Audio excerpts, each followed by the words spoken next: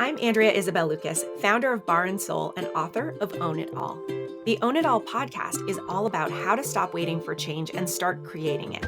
I interview inspiring folks and leading thinkers who share tips on how to make a difference in your life and the world around us. Listen in each week to harness your power, maximize your time, manage boundaries, rock your career, health, relationships, and be an ally for causes that matter. We'll help accelerate all you're capable of doing with practical advice, stories, and strategies. Get ready to own it all because your life belongs to you.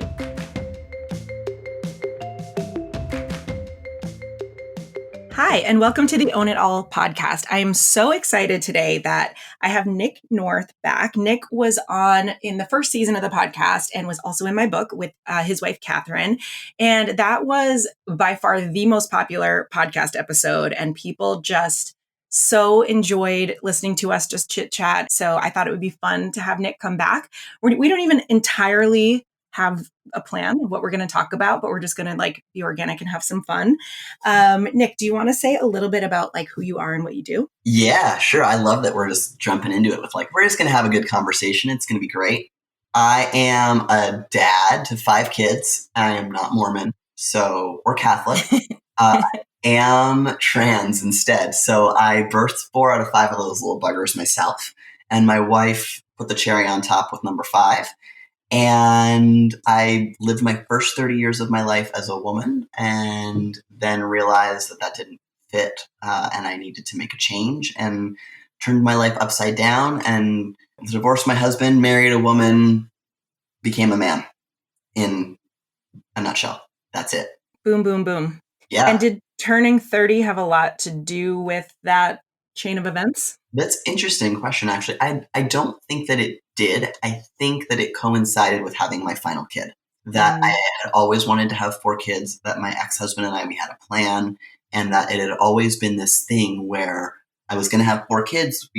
Every time I had a kid, I would feel really happy for 6 months or a year or 2 years, and then the sadness would sink in and I would have another baby and I would feel really happy. And after I had my 4th baby, and it didn't go wonderfully like the other 3 did. I had an emergency C-section and he ended up in the NICU and it was a big thing. And the happiness didn't ever stick and that I had to make a change. And so I think that it sort of coincided with my 30th birthday, but I had my 4th kid and then I turned 30 10 days later. And then I turned my life upside down 5 months after that. Wow. Yeah. Epic. Leaving your husband with a 5-month-old. It's funny. We have so much in common and I feel like we look so different on paper, but we're both the same type on the what is it called? The fascination advantage? Advantage with, I think her name is Sally Hogshead. Yes. We are avant-gardes, correct?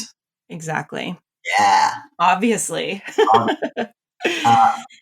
I feel like there's lots of people where you're like, oh, our souls are the same. We're on the same journey. We just have different bodies and places and things that we're going through to get to that journey, I guess. Yeah, Maybe. absolutely. You're one of my soulmates. Yeah, me and you both. We're tight. Okay. I am super interested. We started to talk about it a little bit offline. Then I was like, wait. Let's save this for when we're recording. But you just did a 30-day blog challenge. And I want to really hear about what that was like for you. And I want to just dig into, I'm curious, how much time did that take for you? What was it like? How was it received? And all that jazz.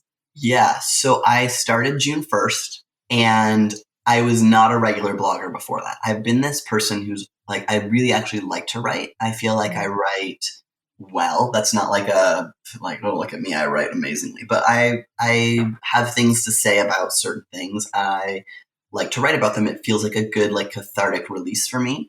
But I find that, with running a business and having 5 kids and a wife and all the things, that the time to write doesn't ever happen. Because I don't make space for it. So then someone challenged me to a 30-day blog challenge where there was a bunch of us doing it together. There's 25 of us. And I wasn't the one that didn't do it. And so, because I'm, do you know Gretchen Rubin's 4 Tendencies? Yes. Okay. So I'm an obliger through and through. Okay. So I will do anything for social. Once there's social buy-in, once I've said it out loud that I'm going to do it and people are expecting something of me, I do. And Mm. so I did it. And day 1 through 18 went perfectly, or maybe not. I did it day 1 through 18. And then I quit. Okay. So my obligor ended in the end, but I learned a ton of stuff about myself day 1 through 18. So things that I learned. I write best in the morning. And if I give myself if I give myself an hour at 5:30, 6 a.m. by myself, I can put out something that's 10 times better than if I wrote it at 4 in the afternoon or at 10 o'clock at night. Mm. It will take me an hour to put it out and post it and like get the photo and do all the things, maybe 45 minutes. Whereas if I do it at like 4 o'clock in the afternoon or 8 o'clock at night, it's like a 2.5 hour process. Mm. So the number one thing I learned about myself was that if I work with my like circadian rhythm, if I work with my like when I actually have the most inspiration and when I have the most energy, that I do a better job and it's Okay. easier. But the other thing that I noticed is that having to write every day is probably too much for me to maintain on a regular basis. Mm-hmm. As there's maybe 4 out of the 18 days here that like it's just there's not really a point. It's not really a good post. It's fine. But it's like it's this idea of something that I probably could have flushed out to be a better written thing if I had had more time.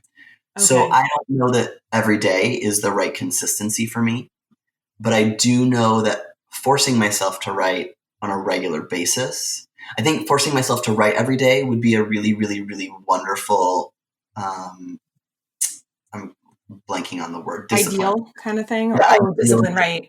thing that I Yeah, did. yeah. Like in Atomic Habits, when I don't know if you read that book, but he was talking about how Jerry Seinfeld writes jokes daily, and he's, like, very strict about never breaking the chain, like, he hasn't skipped a day, and they don't have to be good, but just to keep himself showing up, like, he never misses a day. Yeah. So I think that I'm going to need to hack this because what's happened is I realized that like, oh, forcing myself to write every day and post it meant that I was posting things and writing things that I probably wouldn't have posted or written any other way. Mhm. And did you think that was a good thing or a bad thing? I think it was a good thing. It forced me to be more vulnerable. And the posts that I wouldn't have posted any other way were the ones that actually resonated with people the most. Mm. They were the ones that got the most shares. They got the most likes. They got the most comments. They got the most like this felt like it touched my heart too. Like it was like the most collective of things. And they were things that were like, one of the most collective posts or most collectively enjoyed posts I wrote was a before photo of me before deciding that I was going to work out more. Oh, wow. Like because I've noticed that people keep telling me to meditate to like my body more and be connected with my body through meditation and through whatever, but I actually have realized that I can't meditate that way. Meditation for me is movement. That like Mhm. if I'm not moving my body, I can't quiet my mind. Mhm. Yeah, you've said that before, how important physical movement is for you. Yeah, but I don't think I think that I knew that, but I didn't realize that it was like actually no, it's like meditation. Right, like, it's actually sacred and super important, not just like, "Oh, haha, this keeps me from going crazy." Like, no, really. Like, this is actually Really, like taking care really. of my brain. Yeah. And I truly believe that the only way for me to find peace with my body is for me to learn live in my body in a way that feels peaceful. And I think that many people do that in meditation, and I'm going to do that in movement meditation, Mhm. maybe. Mhm. Um, and it wasn't a profound because I'm trans and life is so hard. It wasn't a like here's how I'm different than you. It was basically me being like, here's how we're all the same. Everyone is different. Maybe this would work for it's not a trans thing. It's not a Mm-mm. guy thing, or it's a universal experience that like some people don't fit into all the boxes that everyone else fits into. Does that make sense? It was 100%. Yeah. And I mean, honestly, with Bar and Soul, like that was my biggest thing was like Bar was the movement discipline that changed my life, just saved my ass when I was going through a hard time and had me fall in love with like my potential, both physically and non-physically. It made me feel so proud of what I could do with, like you said, discipline about the writing thing. But, it really showed me that I could keep showing up and stick with something hard and have power about how I feel and how I look in my body. And it was so empowering. And I felt like everywhere in the fitness scene, there was kind of this narrative about how yoga is that. And like only yoga is that. And I think that's crap. Like so many people are getting it in their spin class or lifting weights at the gym. I know like Henry Rollins used to always write about, pumping iron and how like spiritual of an experience that was for him. And yeah, so I mean, I'm 100% on board with what you're saying. right. But that's a post that I would have never been like, someone's going to want to hear this. Like, I True. would have never thought that anyone would give two shits about the fact that I realized that laying in bed listening to a meditation does not make me feel restful, but running on a treadmill does. Mm, You know, yeah. that's not a thing. It was like 200 words. It was not a big, impactful, intense blog post. And yet it had a ton of comments, a ton of people being like, oh, me too. And like, yeah, working out is how I got off my depression meds, or like the amount of engagement I got off of this post that should have been not interesting at all was surprising to me. And then in contrast to that, I don't think that I would have posted the post that I posted about the the Vatican and their statements on rejecting trans people. I don't think Mm, I would have been brave enough to say, hey, if you are still Catholic, we can't be friends. I don't know if I would have been able to say that, but I had to say something and I couldn't say anything else. Every time I tried to open my mouth, every time I tried to type words, there was nothing else that I could think about or talk about other than the fact that, like, hey, the Catholic Church just stated that trans people are an annihilation of nature, mm. and it is still in North America the most popular religion, and it is the richest religion. And here in Canada, most of my friends send their children to Catholic school because the public system is a dual system of both being Catholic and public. Oh my God.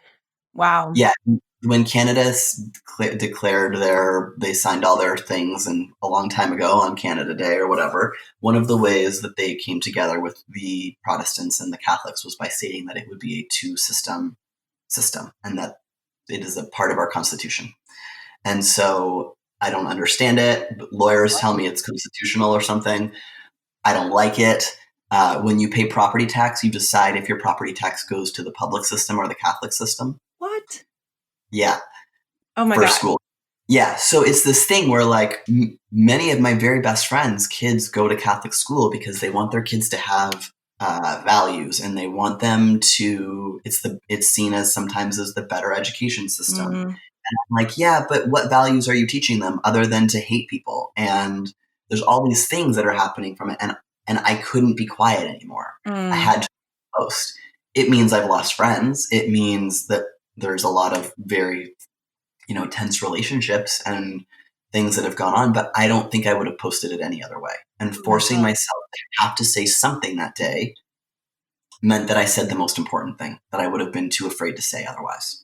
There's like so many threads that I want to like, start unraveling out of everything you just said. And like, I want to go on this whole tangent about the Catholic schools and because it sounds like Yeah. it's different in Canada than in the US, but there's sort It of similarness. Like, it's teacher run. The only difference in the curriculum is the Catholic part. Everything else has to be taught from the Canadian curriculum. It's not like their kids are getting sent away to Catholic boarding schools with nuns and priests. It's right, not. right. That's true. And here in the US, I feel like the Catholic schools tend to be.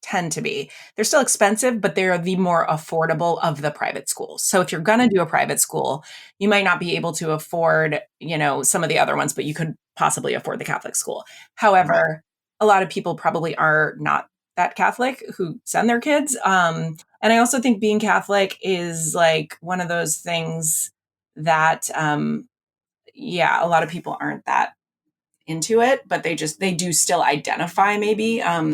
But that's such an interesting topic. It's like such a great elephant in the room to call out, because I do think a lot of people that were raised Catholic are kind of over it and not really involved anymore. But are they publicly speaking out against it with all, I mean, the Yeah. trans situation that you just talked about, all the child molesting and everything? Like, there's so much that we're just not Yeah. engaging. Yeah, that's fascinating. And I kind of want to circle back to the point that you're getting at, which is you forced yourself to blog daily and you said what you were really thinking. And I think this is a Yeah. beautiful thing. And immediately I'm going to like, okay, 45 minutes to an hour a day sounds a little bit daunting. What if you set a bare minimum that was like 30 minutes or even 20 minutes? Like, what if you just made yourself say something every day, but not make it like such a project? I think for me, this is like, this comes back to the perfectionist, Mm-hmm. prestige, and all of that jazz, that who we are, Mm-hmm. and like our personalities are, is that for me, if I'm not going to write something good, I don't want to write it at all. Mm-hmm.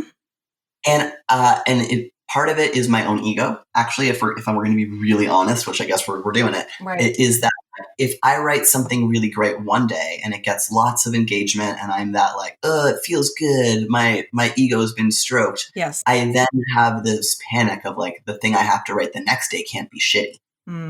I see. There's like this certain, like, when you're going up the mountain, you don't want to take 10 steps back. Yeah, I do. I have that desire to like make my writing a little bit better each day.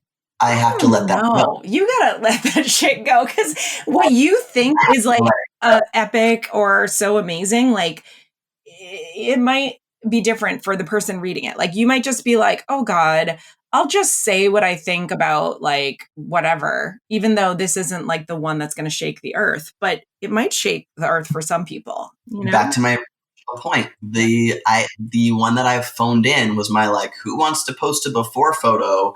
Here it is. Here's what I'm doing. It's not actually about getting physically fit. It's about getting mentally fit. It was like 200 words or less. It could have just been an Instagram post. It wasn't that amazing. And yet it worked. Wow.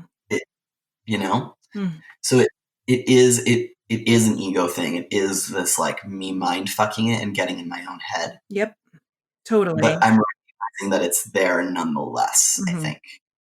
So it's partially like giving myself it's going back to, once again, who do I want to be? What do I want to do?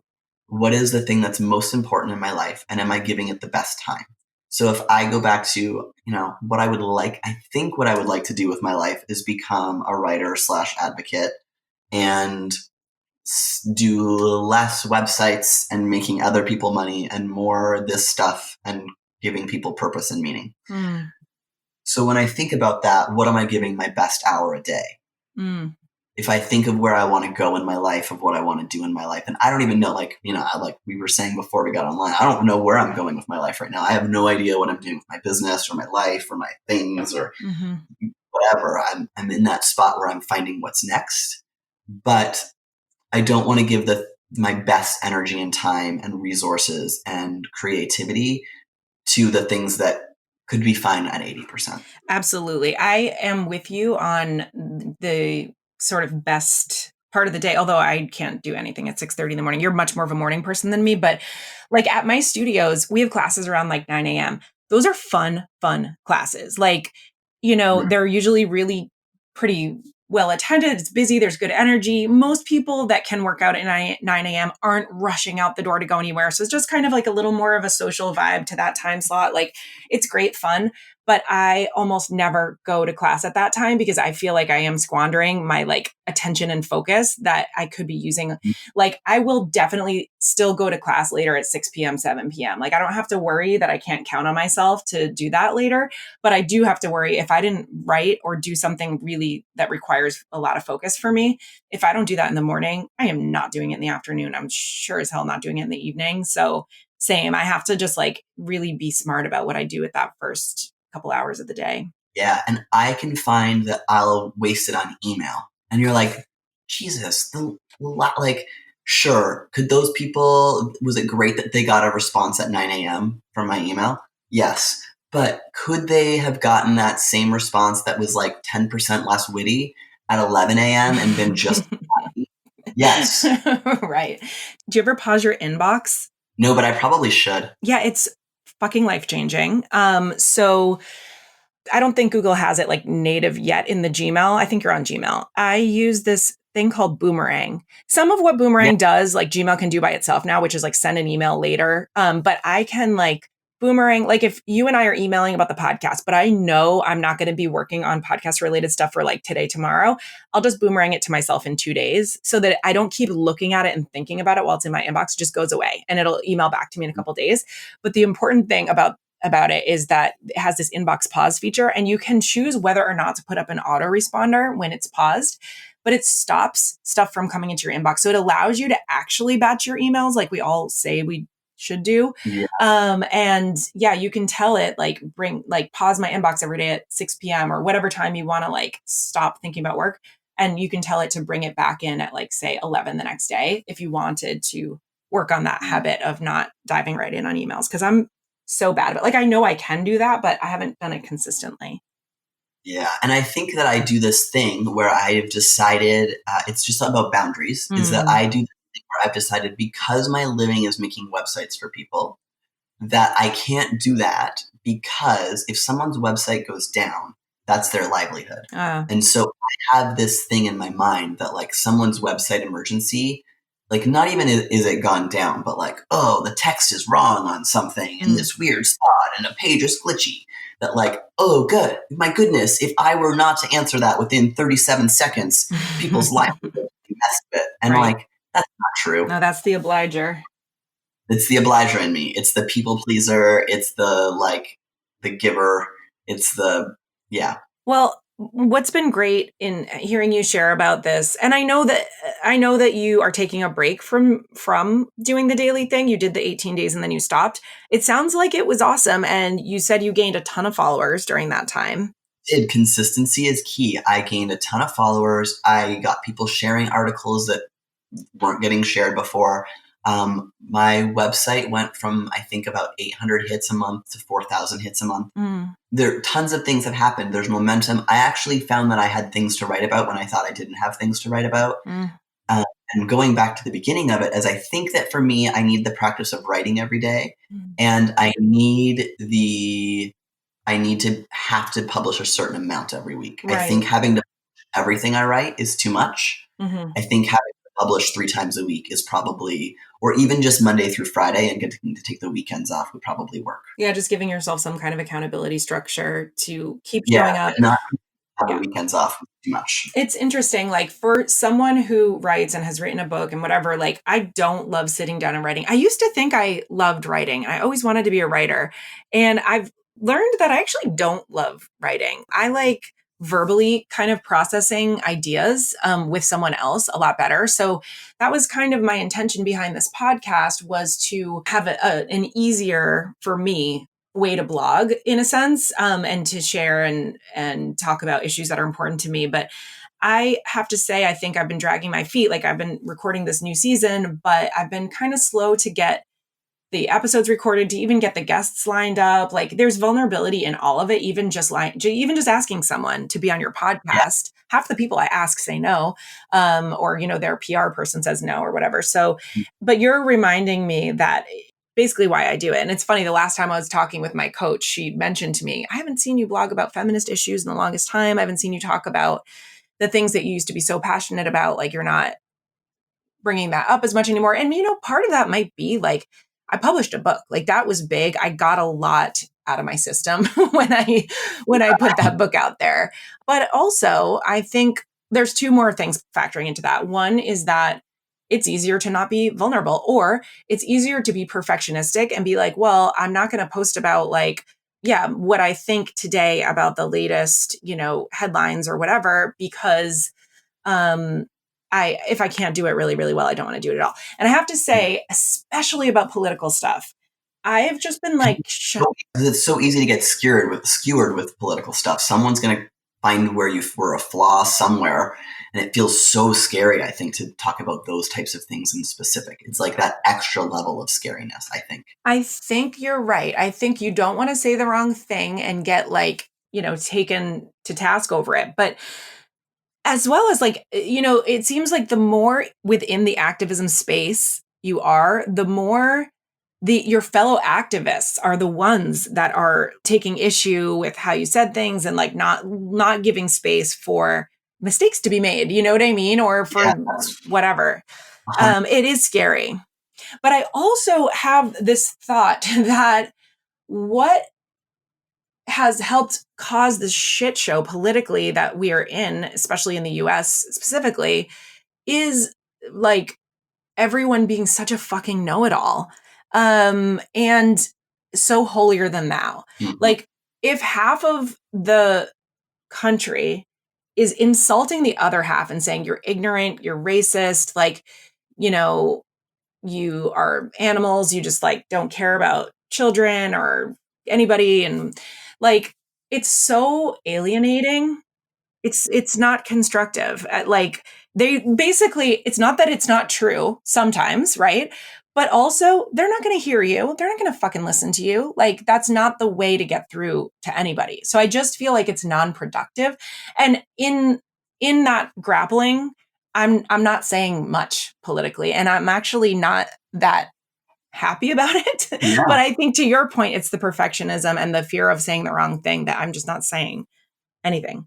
I had this fight with another liberal Canadian on Facebook the other day because there's this guy in Ontario, he would be like a senator or governor or whatever. I don't know what the equivalent is, but he's an MLA in Ontario. And he made a comment about like wanting to end abortion, but it being like, it was like this thing about ending abortion and making it so it's not a thing that people even have anymore.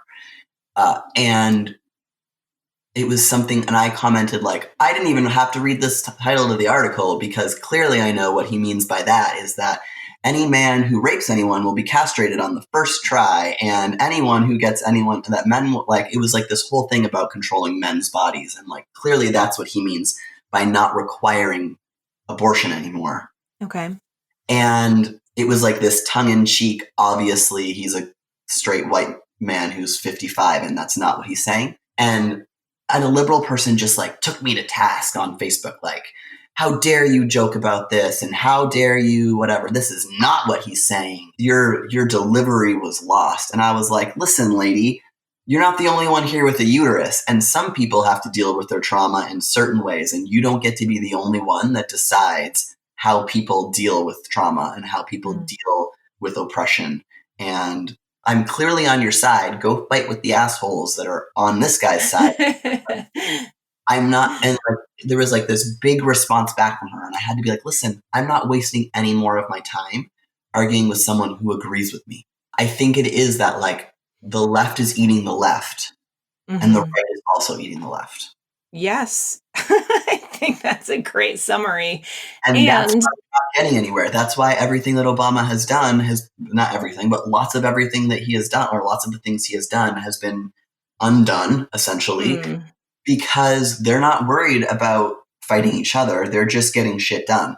And the left is morally superior to the right, and the right is morally superior to the left. That we're all guilty of it. I'm speaking for myself. Yeah. And that attitude is not productive. And it's really hard to get through to people when you're shaming them. But going back to the fact of why is it hard for us to talk about the things to begin with, I think it comes down to, if you were a straight white guy, you wouldn't have any hesitation on just starting a podcast and saying the things that you think out loud whenever you wanted to, and you wouldn't have a problem asking everyone to be on it, and they would say yes or no, and you wouldn't care about the response. And if they said no, you'd say, fuck you, I'll get you back later, because that is how men are socialized. Yeah, I want to talk more about that, because we are loosely, you guys, just so you know, we're loosely using the topic of own your narrative here. And part of owning your narrative is owning your conditioning. And having recently transitioned, like, you're very deep in thought about all of this. So I'd love to hear more of your insights about that. Yeah, so I think that one of the things I noticed most in owning my narrative and owning my own story and going back and like, what is my story? Who am I? Like, not who am I just now, but like, how did I become here? Who was I? Who was I as a kid?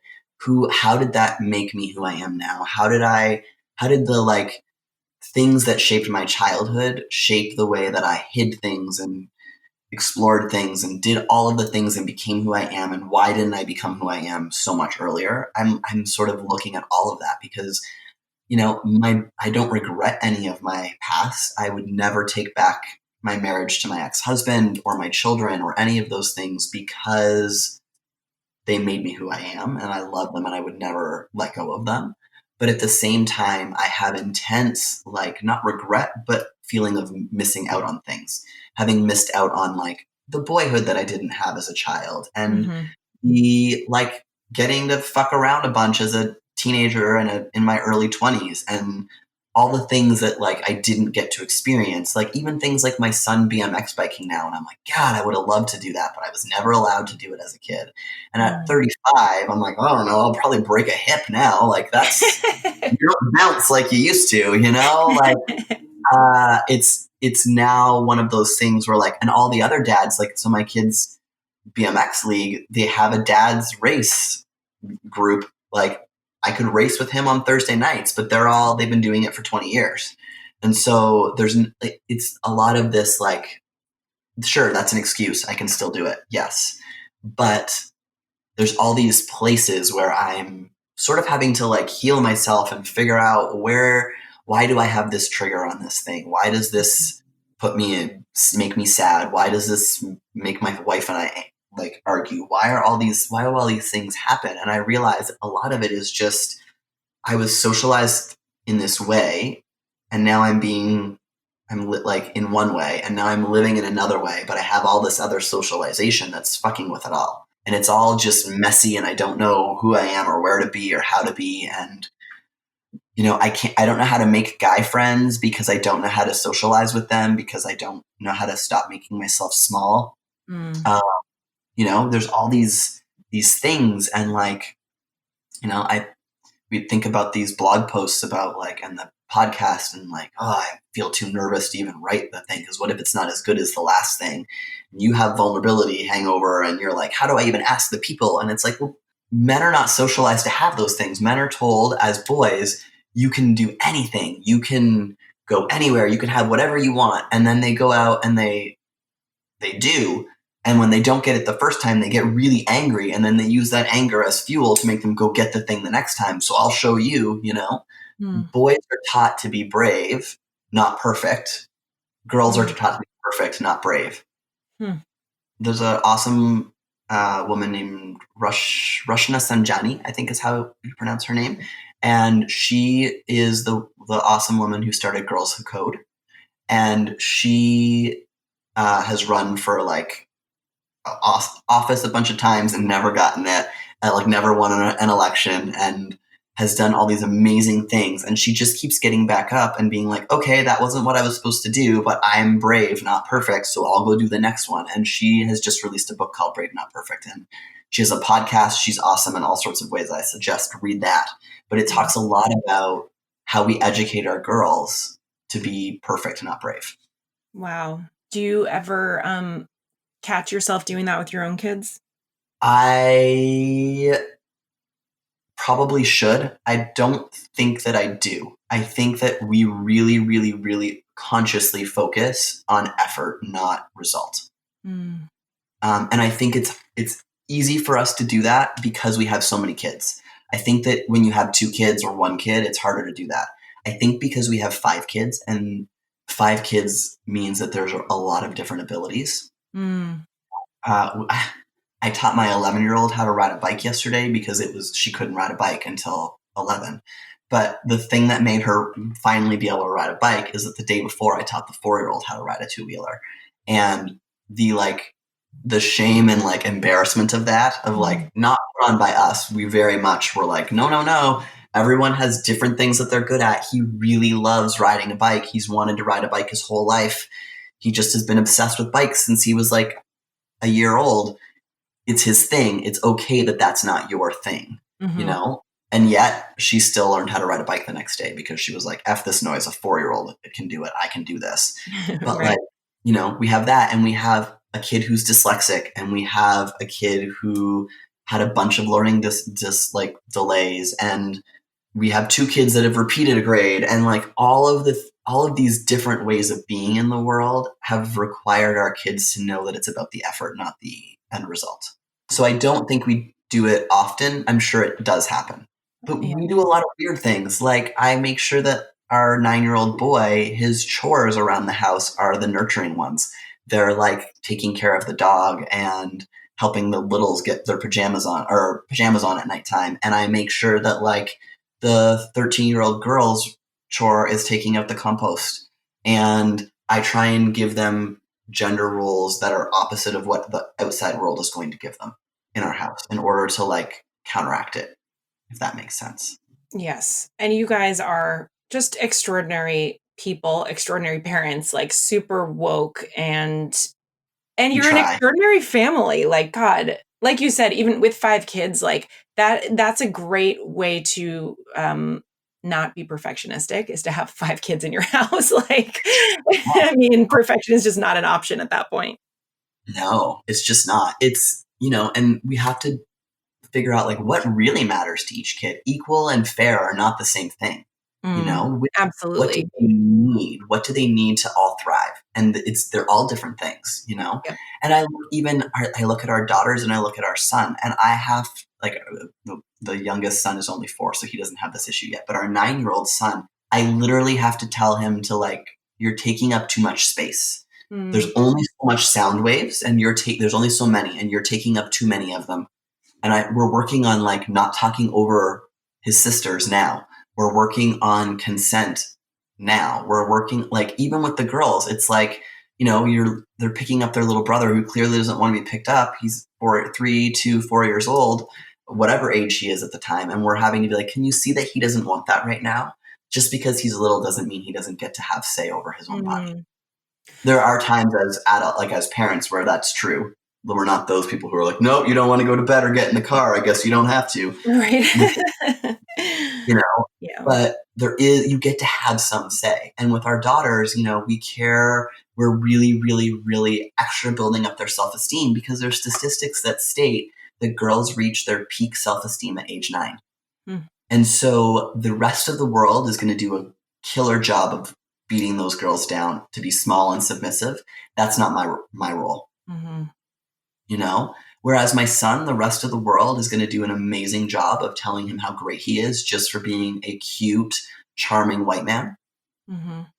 And so my job is not about like beating him down or making him less secure. It's about showing him how to use that privilege as a megaphone for others, to carry people, like to reach back and bring people with him. And that he's no more entitled to it than anybody else. Like, exactly. Wow, that's amazing. I mean, those are such great examples. I feel like people listening will be able to learn from. And I have to say that, like, what you were sharing before about what you're navigating with trying to befriend other dads and just trying to get into like physical stuff that you weren't conditioned to do that as a kid and all of that. Like, I mean, you're doing a lot. Like, you are fucking doing a lot right now. You are raising 5 kids. You're dealing with a marriage. You are dealing with bodily changes. You're dealing with identity changes. Like, I hope you have some compassion for yourself and all that you're doing, because it's a lot. Well, thank you. I think I don't have nearly enough, but I would guess that you and I being really similar, that you probably don't have enough compassion for all the things you're doing either. Nope. And so it's definitely not. It's us as right? We're always moving the bar to the next thing that we need to achieve and forgetting to celebrate the thing that we just achieved. Hey, it's Andrea again. Can I help give you the courage to own your life? Want to redirect your time towards the goals and experiences that really matter? Get your copy of my book, Own It All, on Amazon. Part manifesto, workbook, and expert interview collection. Then, let's connect on Instagram, Facebook, or Twitter and continue the conversation. Find out more at AndreaIsabelLucas.com. So speaking of that, we were just talking about earlier, we were talking about going through surgery because you and I have both recently gone through surgery, and how when Yes. you do a surgery that is elective, there's less sympathy as well. I was thinking in my mind that like there's also, I think, less compassion for yourself when you chose it, and you're like a little less willing to like kind of cry and feel sorry for yourself or ask for the help that you need because you're like, oh Yeah. God, just suck it up. Like I chose this, like I'll be fine. But I wanted to see if you're up for talking a little bit about just your surgery experience, where, what that's been like, where you're at in that process. And I can say a little about mine as well. Yeah, so I had top surgery in October.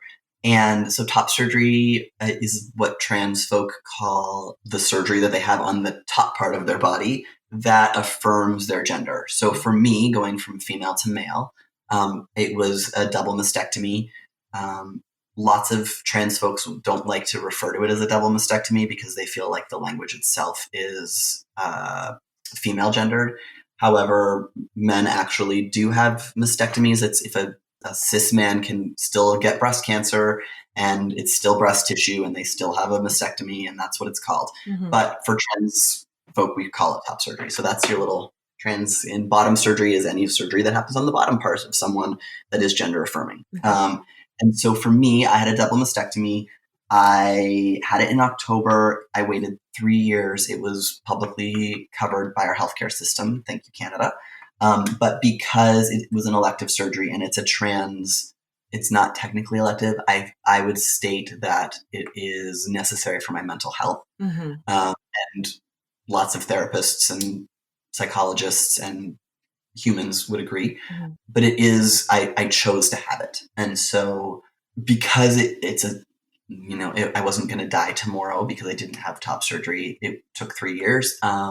The funding in Canada is province by province. So based on what province you live in and what, political leanings they have is based on what the funding is for such things. Okay. So in BC, it's a 6-month wait. It's not that big of a deal. But I live in a very conservative province, so it's different. But the whole point of that is I waited all this time. I went and had the surgery. You don't get to choose your surgeon. My surgeon had done less than a dozen top surgeries. Oh my God. Even though she's a phenomenal surgeon, she's one of the leading reconstructive breast cancer surgeons in Canada, actually. But she was just helping out to do top surgery for guys because she was like, hey, I can do this. I can be helpful. Here, I'll do one a month and be helpful. But because of that, you don't really know what the results are going to look like. And she hasn't done a ton before, and it's slightly different sculpting, and it's all these things. So I ended up with results that were less than what I had wanted. Mm-hmm. I've had some complications. I have a subpectoral seroma, which is basically a pocket of fluid that has collected under my pec on my right side. Okay. And it's acting like a breast implant, which is not at all what I was hoping for. Right. It turns out. And my scars are sort of in strange spots, and I've had a lot of fascial adhesions. So I see a chiropractor and a physiotherapist and an acupuncturist, and my arms still don't really go above my head currently. And I think it's just mentally, it was super exhausting to have waited all of this time for this thing that was going to fix everything. And then to have it not fix everything was terrible. Yeah. And it also felt like because I was able to have this surgery that so many trans folks don't get to have ever, that they just can't afford the $12,000 it costs in the US to go and have it done somewhere. Yep. They don't have health insurance, or I've been waiting forever and ever, and they still haven't gotten through to have the surgery yet. I have such privilege in having even had the opportunity for this surgery that it feels like I don't get to complain about it now. Mm-hmm. And yet it's not at all what I wanted. I still can't really be topless. I can be topless. That's a choice that I get to make, but you would definitely know that there's something going on there. Right. And so it was this dealing with honestly, the depression and the funk of having gone through this life altering thing that took 6 to 8 weeks to recover from. I'm still not recovered from it 9 months later. completely. I can't move my arms above my head, and yet it's still not perfect Oh. or even close, you know? I mean, it's debilitating. You can't move your arms above your head? Yeah, my arms don't, they can reach to my, like I can do T pose. And then if I put my arms in front of me, they can go above my head. But the muscles they've tightened too much to be able to go from the Oh my side. God. So Yeah. where do you go from here? So I have a revision I don't have a date planned yet. I have to sort of plan it around some things and the surgeon's schedule. But sometime in the fall, I will have another round of surgery. We were hoping that my revision would be low enough, I guess, or like not invasive enough that I wouldn't have to go under and have the full thing done. But because of the seroma and the complications, that they will have to do they'll put me under and do the whole thing over again. So I have to go through like the 4 to 6 weeks of recovery again and all of the things, and hopefully it will just turn out better this time. Yeah. In terms of your revision, do you still not get to choose who your doctor is? Like, I go back to you go back to the same surgeon. Okay. And you don't have a choice about that. No, I could choose. So there is a clinic in Toronto that is all they do is top surgery for 90% of what they do is top surgery for trans patients. And I could go there. It's 8,500 US or Canadian, and I'd fly to Toronto, and they, their one surgeon did 280 top surgeries last year. They all look perfect, but I have to fly to a different province on the other side of the country, spend at least 5 to 10 days recovering there, spend money out of pocket that I pay taxes that should be covered for. Like, we have universal health care. That's part of our system. Yes. It should be covered. And so there's a part of me that doesn't want to do it out of principle. And I don't want to admit that a 2-tier system is better. I don't want to admit that having access to more money means that you have access to better healthcare. Okay. And yet the truth is that it kind of does. Yeah. In this particular circumstance. I don't have the freedom to go take 2 weeks off of my children, go to a different part of the country and have surgery. I understand. It's so interesting. I'm like trying not to project my like American point of view, but I'm just like, We'll go get the thing done right the first time. That's what you should do, like, of course. fuck it. Who cares what it costs? Do a goddamn Kickstarter. Like, go to the best. Like, to me, I'm like, you deserve to go to the best possible surgeon for this procedure, and you deserve to have an amazing result. Like, you don't have to settle. Like, I don't want you to. Just like, what? I totally do. And then there's this part of me, there's this, the Canadian in me is like, but that isn't fair to all the people just like me who don't have access to someone like I am a privileged person. I get that. You're not wrong. However, you spending the money and figuring out the coverage for your kids, which would not be impossible. You actually could figure that out. You spending that money, you getting that surgery, you getting a result that might be superior to what someone else gets, doesn't take away from someone else. It doesn't force them to have a worse result. It doesn't force them to not have access to, like, they already don't have access. They're just going to still not have access. It's all of those things. It's all the little pieces together, It's the like travel and the hotel room and it's probably a $15,000 thing at the end of it. And it's like, at 5 kids, that's like, well, they can all do sports this year and have a tutor and have new clothes when, and all the things that they require. I'm like, kids are expensive, like when people are like, oh, you have 5 kids, what's the hardest part? I instantly say the shoes. Think of how many pairs of shoes your one kid has. I mean, do they really need shoes? In Canada, we do this strange thing where in schools you have to wear indoor shoes. So even just going back to school, every year they need new outdoor shoes and indoor shoes. And then within 2 months, they need new boots. Just to go back to school, you're like, I'm at 15 pairs of shoes. Damn. That shit adds up. It's partially that, like, I shouldn't have to spend $15,000 to have what should be there to begin with. No, I understand. I mean, it's a different mindset because you're used to using the system that you have. It's totally my mindset. And I'm used to plastic surgery as something you you have to find a way to afford.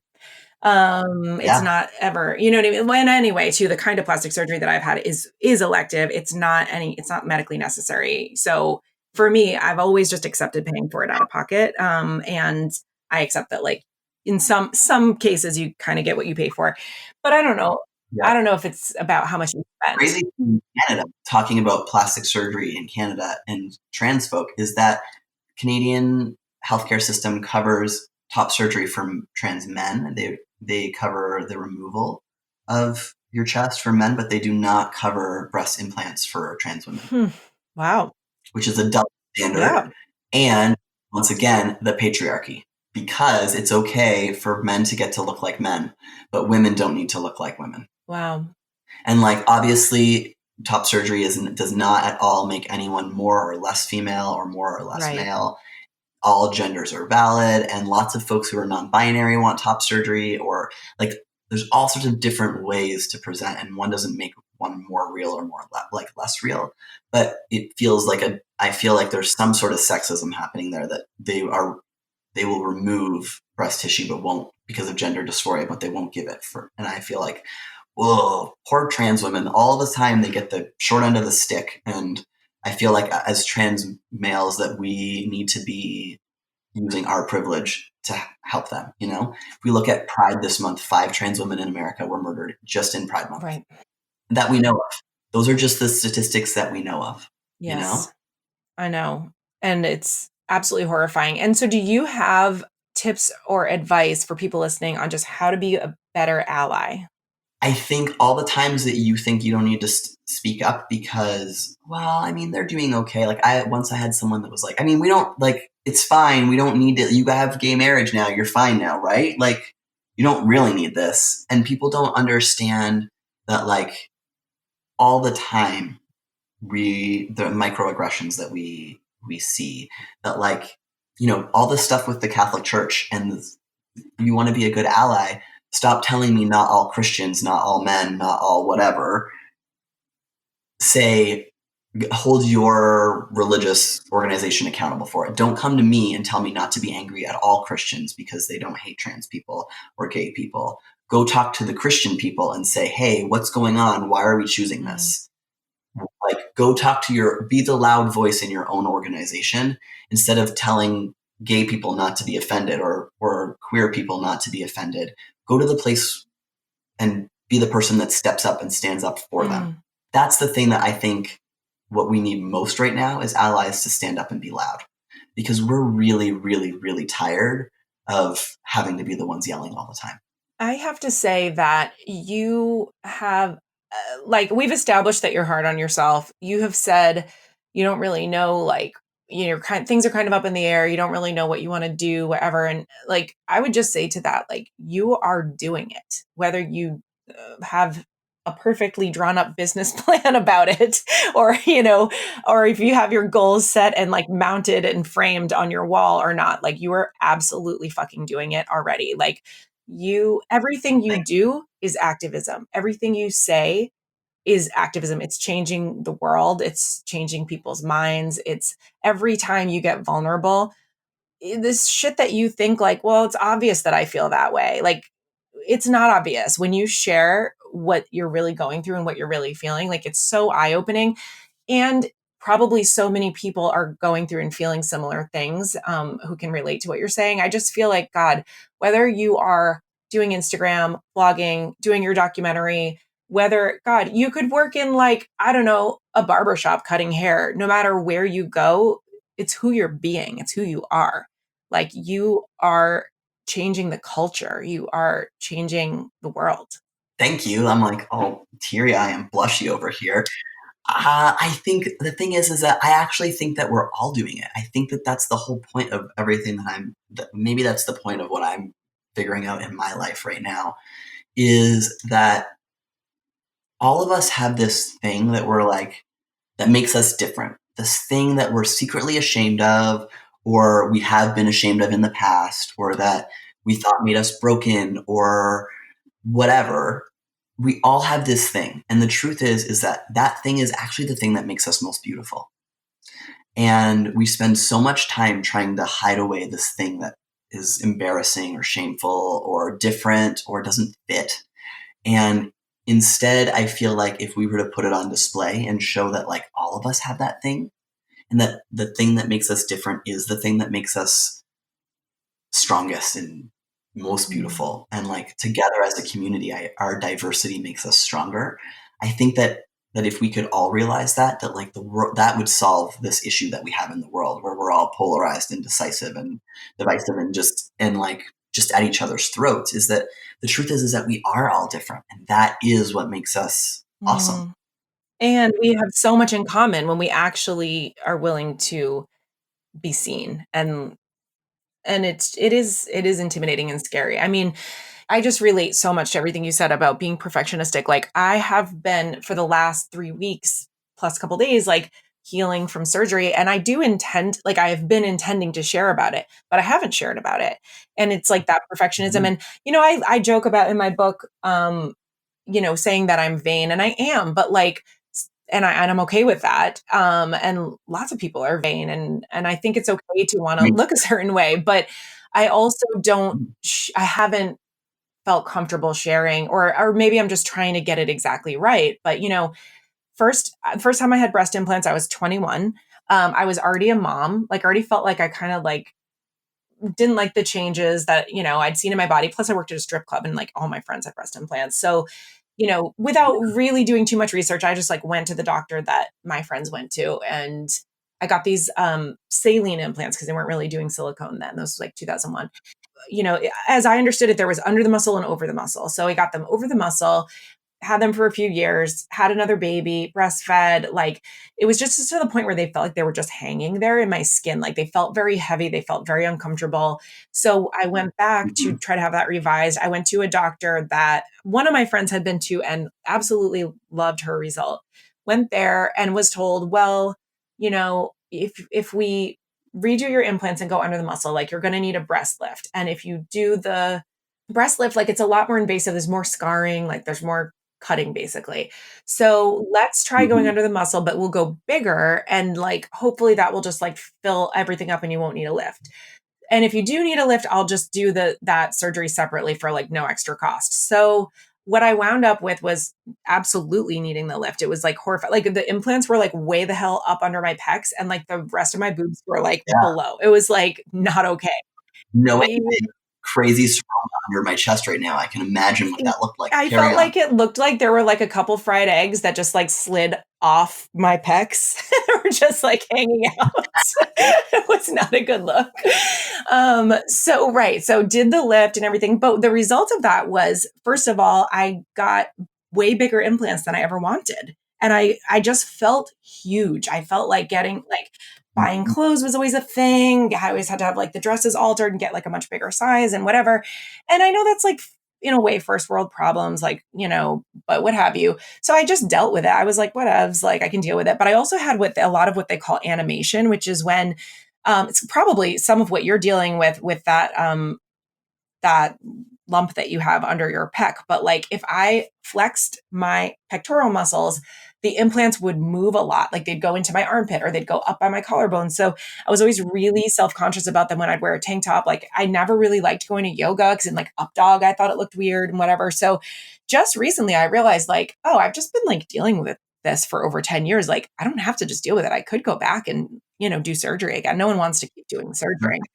Right. But I will say this, I do want to share this. The point in this long story is to say that like, me sharing this is probably helpful for some people. And I feel like I've been somewhat withholding it because of my own like perfectionism, and like just not wanting to be vulnerable about it. But, most people, like once you start having breast surgery, it's typical to, especially if there's implants, like it's typical to have another surgery every 10 years because you just open up a can of worms, like issues happen. Now you have these fucking adhesions and like weird fluid pockets and stuff. It's like stuff just starts to happen. So now I finally decided like, Jesus, I don't have to live with this. Like I could do something about it. So this time I went nuts vetting the doctors and like making sure I found a doctor I was really comfortable with, which happened to be someone in New York. So I did the whole destination surgery thing. Yeah. And I mean, honestly, it is a lot to travel and do surgery. I don't blame you for being hesitant about that.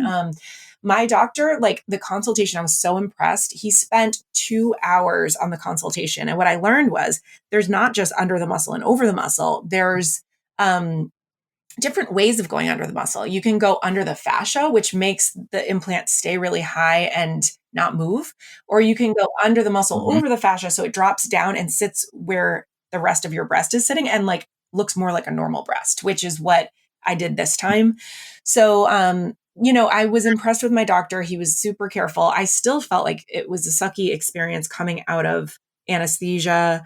I hated that. Like it made me not want to go through this again for a while. But the interesting thing was during this surgery, actually, I was under for a really long time because he's very perfectionistic in the first place. And it turned out that one of my implants had ruptured.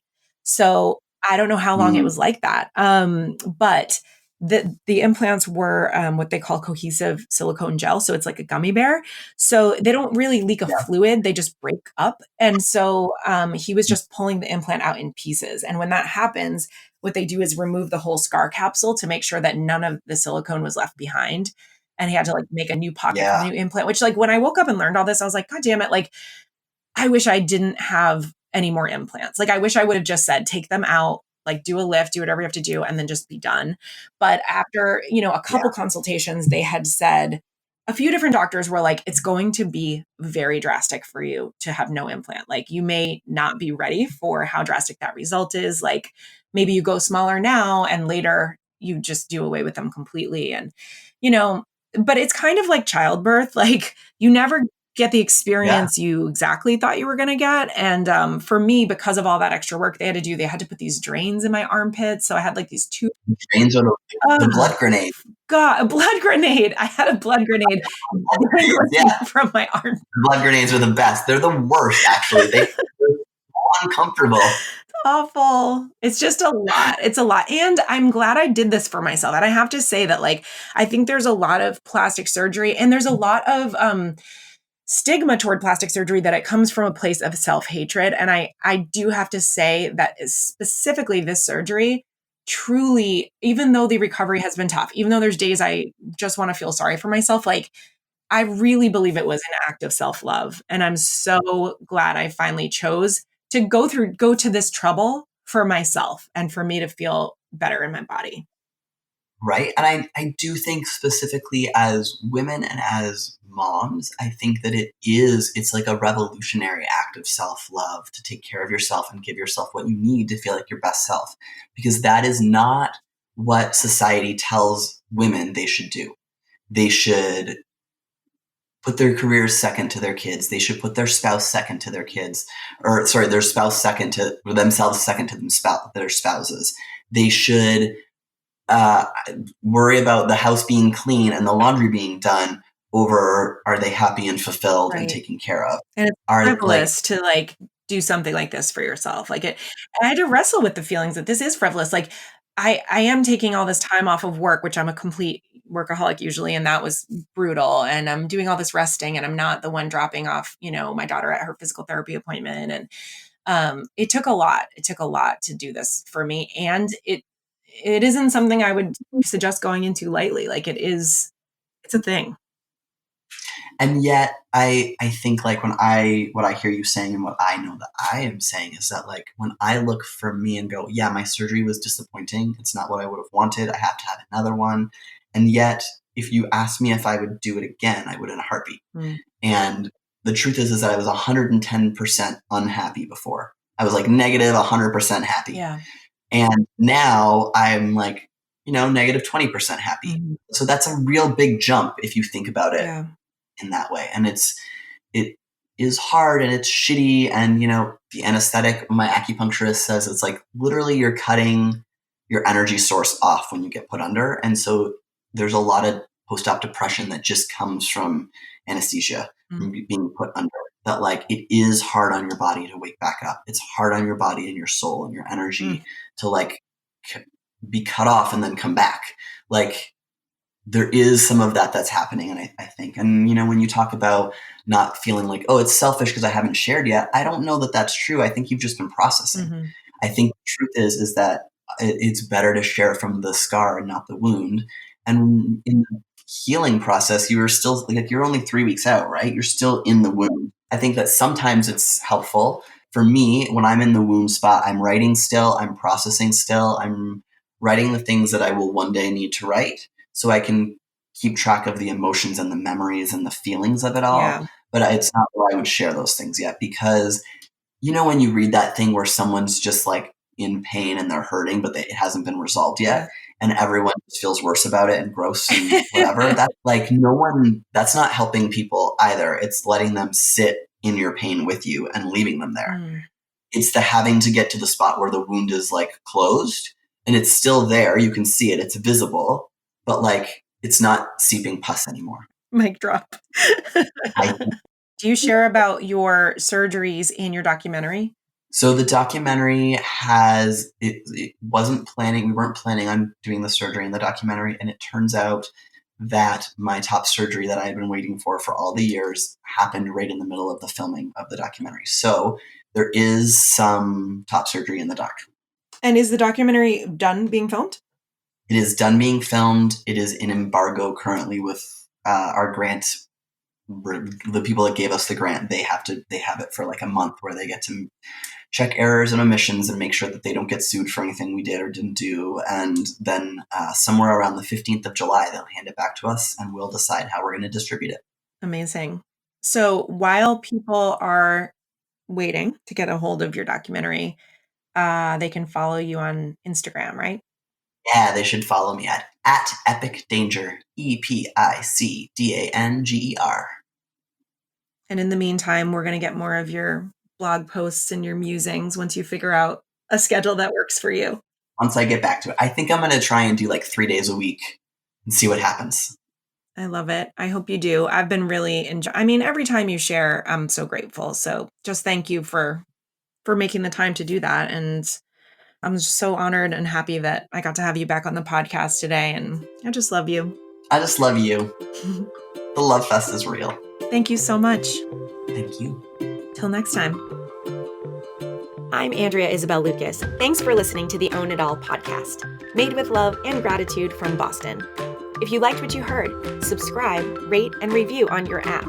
Then, connect with me on social media for more helpful tips and techniques. I'd love to talk with you there. Or maybe I can motivate your team at a conference, retreat, or special event. I'll be back next Wednesday with a new episode. See you then.